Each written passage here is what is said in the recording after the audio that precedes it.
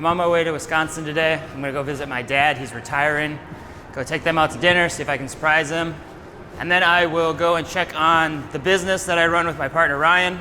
It's a cleaning business, make sure that that's up and running. The employees are doing well, there's no issues. Everything's been going smooth for a few months now, so it'll be good to check in. Yeah, so I thought it'd be fun to vlog this. This is the donut shop that I would always go and get donuts before my trip to, anytime I had to go to Wisconsin, I would always stop there for donuts beforehand.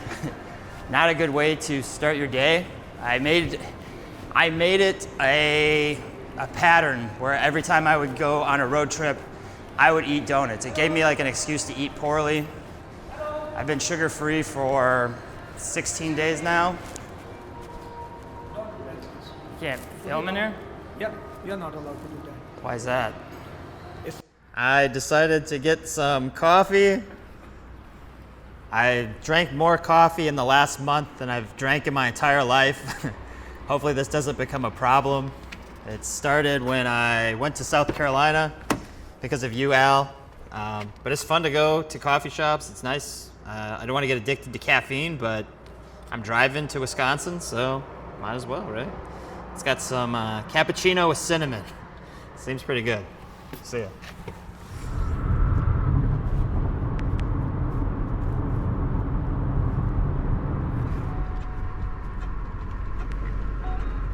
This is the University of La Crosse, Wisconsin.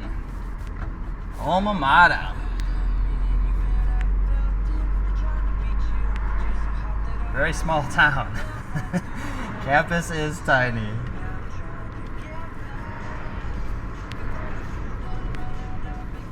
All right, I'm not sure if the sound is working yet, but I'm in downtown La Crosse, Wisconsin. This is where I grew up. It's a very small downtown. If you can see behind me, I'll show you around. But I just got done hiking with my mom. It went very well. I actually learned a lot about her and her love languages and why I never grew up seeing affection from my parents, and made a lot of sense. I'm glad I've been shooting these videos. These are not things that I would have ever talked about with them up until I started being more vulnerable and sharing my thoughts on things, and it just kind of opened up our relationship a bit. So I'll give you a tour of downtown La Crosse, point some things out, and then I might go home and interview my mom, just get an idea of what I was like as a kid, how she grew up, and we'll see what happens. But this is the Bodega Brew and Pub. This is where I would come after work up at Authenticom in this building to the right here. We'd come here after happy hours, hang out with coworkers. My wife would always come with because I couldn't hang out without her really. And then this is the original Coney Island hot dog. I used to work there, that was my first job. This one's out of business. It's, I guess, just not surviving that much, but I always loved getting hot dogs on my break. It was a good first time job. I was there when I was 15. So I've been working since I was young. Yeah, so just keep walking a little bit. Up ahead is the movie theater. It's the Rivoli.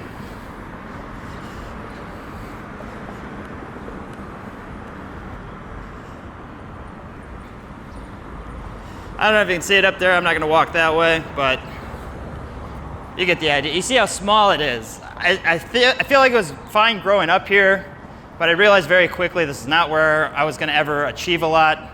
I didn't see much future here. Glad I got out when I did. I went into the Air Force, and then that's when I met my ex and really started to develop and realize what more was out there. I got out of Wisconsin. I ended up moving back to Wisconsin when I was married, so I did kind of, I guess, come back home. But once I got divorced, I realized that there was more out there, and it got me to explore and to travel. I don't think there's much else to show around the downtown. It's very, very small.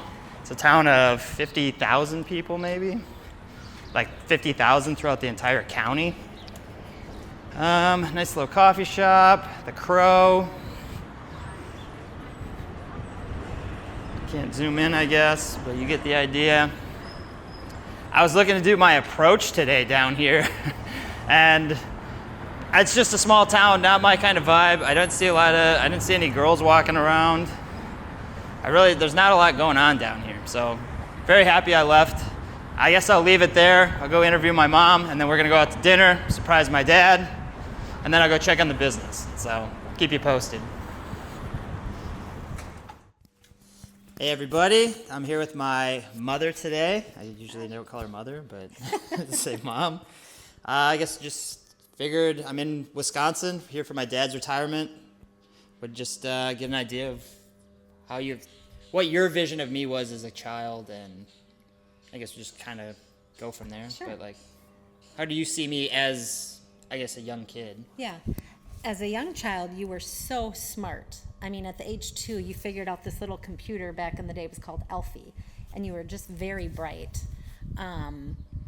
very compassionate, very athletic. You were good at karate and basketball and different sports. Very personable, but yet shy. Yeah, everybody loved you. Okay. I know in high school I always felt very outcast, quiet. Could you kind of tell that from me? Could you see changes as I was getting older? Yep, could see changes. And sadly, I was so focused on my career, we had to make money so we could go to Disney World. I had to make money so we could go on a cruise. So I was more focused on my career. Your dad worked rotating shifts so we could save on daycare.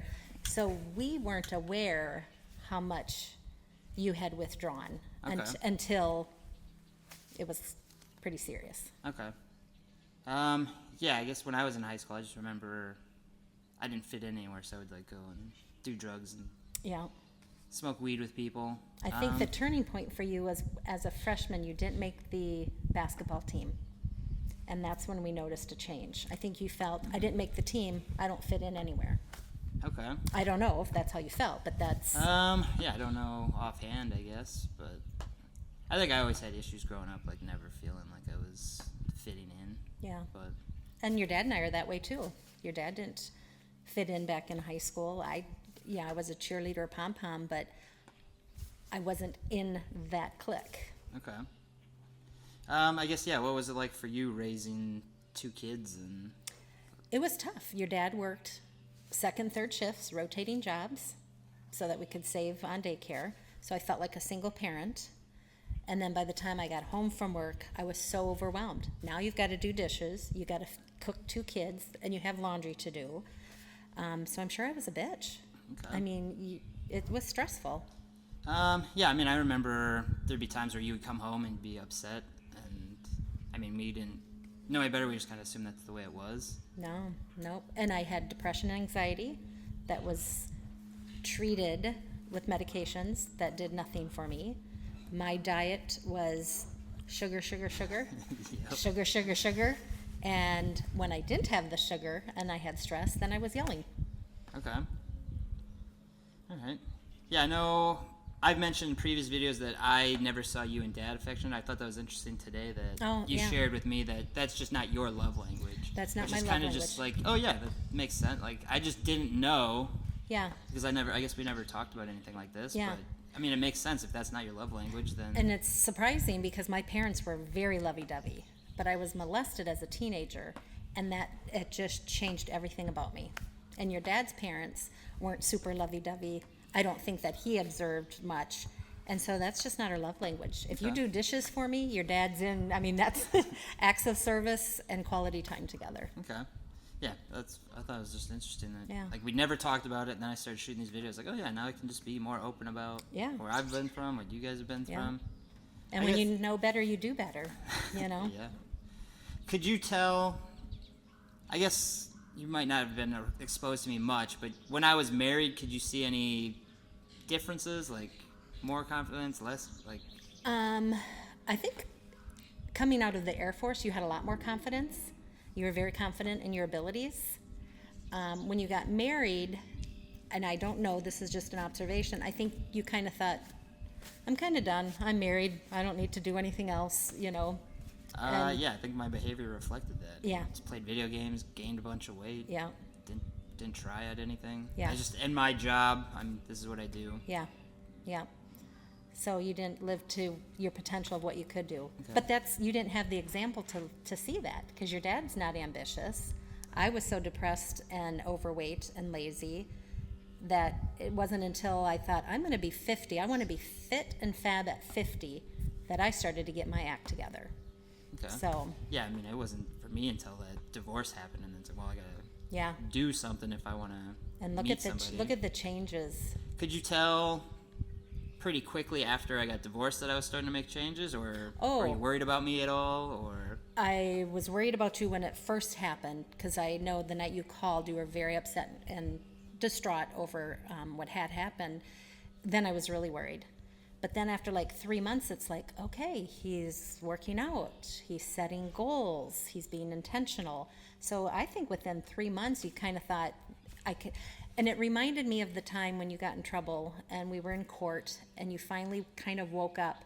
It's like, well, I can either keep doing what I'm doing, drugs and illegal stuff. I'm either going to be in prison or in the grave. Or stuck in the cross forever. Yeah. So after your divorce, it's like, I can have a pity party and stay fat and unhappy, or you did the opposite. You set goals, you took classes, you're constantly learning the books you've read, which has inspired me, John. I remember you telling me about David Goggins' book. That was the first book, really, in years I had read. And it motivated me, because I still have weight issues, and I'm still trying, but you motivate me. And when I had my major foot surgeries, it was like, oh, woe is me, now I can't power walk anymore. And you're like, Mom, you can go to the Y and use the pool. Never even thought of it. Yep. Never even thought of it. Now I water jog, I swim laps. So you inspire me. Yeah, it's interesting how just that one thing comes up and then change. Like for me, it was I listened to Tony Robbins and Zig Ziglar, and then I got the idea of not making a choice is a choice. So by me wallowing in divorce, I could do that and not make any changes ever. Yeah. Or I could start making changes to start setting goals, making changes towards things that I want. Yeah. And then David Goggins talks about you only use like 40% of your full potential. And it's like, oh yeah. That's a waste of 60%. Yeah. Like I haven't gotten even close to what I'm actually capable of. Right. And then I was looking through those photos today. Like I felt I was very low confident my whole life. I wasn't good at anything. But then I was looking, I won awards for karate. I won awards in the Air Force.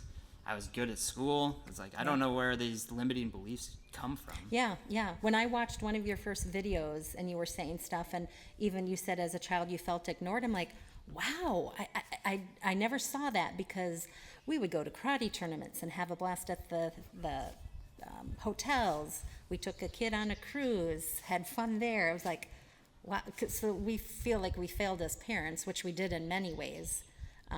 But yeah, you won awards. I mean... Yeah, maybe it's because I didn't fit in certain areas, I just transfer that all back to like I didn't fit in my whole life. Yeah. Because I do remember certain things in like third grade, like girls not liking me or something, but that doesn't mean that was the case forever. Right, right. So, but we put that self-doubt in our brains. Yeah, like and then it just builds and builds and builds. Look, it took me 40 years.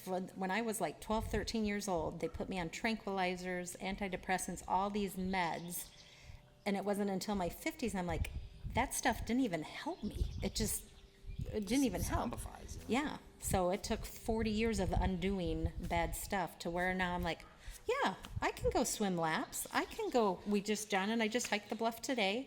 And, you don't have to settle from where you were. Yeah. Yeah, I think that's one of the biggest things I learned. Because I was definitely, got married, I'm coasting. I have a wife now, I guess. This is my life. I have my job. Yeah. And I'm challenging your dad. He just retired today. That doesn't mean you're going to be sitting in the basement playing video games. We want to bike and hike and kayak, and you can play video games, but that's after you've done everything else. That's also not going to give you any purpose. Like, right. I get bored after a while. Like for me, I played video games because I didn't know what else to do. Yeah. I mean, they are fun, but they are addicting. Yeah. Yeah, I don't know. I guess, what do you got? Are you worried about my future, or do you think I'm on the right track now? Is there things that... I'm not worried about your future because you're a go-getter. I mean, you're going to I worry about you financially because it's like, oh, are you saving for 401k? You're, 40s now. What happens if your business, something, things happen, doesn't go right? But I'm not worried about you in a sense of anything. Okay. Yeah. Do you think that's different from where I mean, I guess in high school, I'm getting arrested for That was burglary. tough. Yeah. That was tough. I remember sitting in the courthouse, and the judge said to you, and she's pointing to you, John, do you see those two people back there? Your parents are in court every time. They love you. And it was like, yeah, I wish you knew how much we loved you back then. We had to have the tough love because I was afraid you'd be in prison. I think some of it might have come, like, I might have thought I was betrayed when you guys had me arrested for drugs. But I'm also thinking at that time, like, yeah, I know what I'm doing. It's fine. It's no big deal. Which maybe it wasn't because it was just... I mean, I did do other drugs, though, so it did escalate. Yeah, so. yeah. And then it escalated to a home burglary. Yeah. Well, then what else could it escalate to? Yeah. I mean, yeah, it was only a matter of time before I get arrested for DUI And we'd or rather something have you, across. we would have rather have had you hate us for a while to save your life, was what we were thinking. Okay. Yeah, I guess, I mean, I was just a kid, so I don't know any better. Yeah. I'm just like, oh, yeah, it's just weed. What's the big deal? I'm just failing Parenting is school. the hardest job. Well, and that's what worried us because you are so smart. When you were failing, it's like, that's not you. That's not you. And you're like, don't worry about it. I know exactly what I got to do to get my my diploma. It's like, yeah, but. Yeah, but then what do you do after school, dummy? Yeah, yeah. Just graduate high school, then what? Yeah, I had no sort of plan, no ambitions. Yeah. And now you have so much ambition and drive, and you gain so much knowledge from the books that you read, and I'm not worried about you at all in the future. It just would be the financial piece that I worry about. But in the end, money doesn't... Look at my dad. $500,000 spent in Alzheimer's care. Yeah. All right. I guess you guys have been... How long you guys been married? We will be married 44 years, June 20th. Okay. I know there a lot of people who watch this channel they've gone through divorce or they've been remarried, maybe some issues. Do you have any things that have been working for your guys' marriage in particular? I think our marriage, we were married, 20 years, and it was up and down. I was ready to divorce your dad because when he wasn't working second or third shift, he was golfing all the time. And then I felt even more of a single parent. Okay. And it wasn't until we truly had God in our lives that things changed because it's not about us anymore. Okay. Yeah, I remember growing up you guys would have argument and then I do remember in high schools when you guys started to... What made you want to start going to church all of a sudden? A friend invited us, and I thought, I don't need God. We can do it. We can do everything ourselves. Okay. And both Dad and I were raised Catholic, and it just wasn't our cup of tea. It just felt like the same thing every week. And then this church that we went to really broke it down. And when you have God in your life, you want to love others and you want to love well. And that's when we truly started to love each other well. Okay. And we knew we loved each other. But it's hard. I mean, you'd rather be golfing or you'd rather be doing this and that, but you've got somebody else to worry about. Okay. So we were married 20 years, not happily. The last 24, best friends, can't wait to... Okay, yeah, you guys are always traveling. Yeah, we love to travel. Got plans together. Yeah. Okay. I guess you have any questions for me? I don't know where else to do with this. No, we're just proud of you, John, because you didn't just have that pity party, Yeah, you could either... And I encourage people and do nothing, or if with your channel, if people are stuck and can't get over the divorce, reach out for you for coaching because sometimes you can't do it alone. I'm meeting with my health coach Monday. It's expensive, but what's the alternative? Yeah. Whatever I can do for my health. So if somebody needs your help, I would recommend contacting you to coach because you've got a lot of good ideas. I appreciate that. Yeah. All right, well, I guess we'll leave it here. We're going to go to Texas Roadhouse for dinner. I'm going to avoid the rolls because I am too. I've been doing pretty well with my diet so far. But, yeah, that's it for today.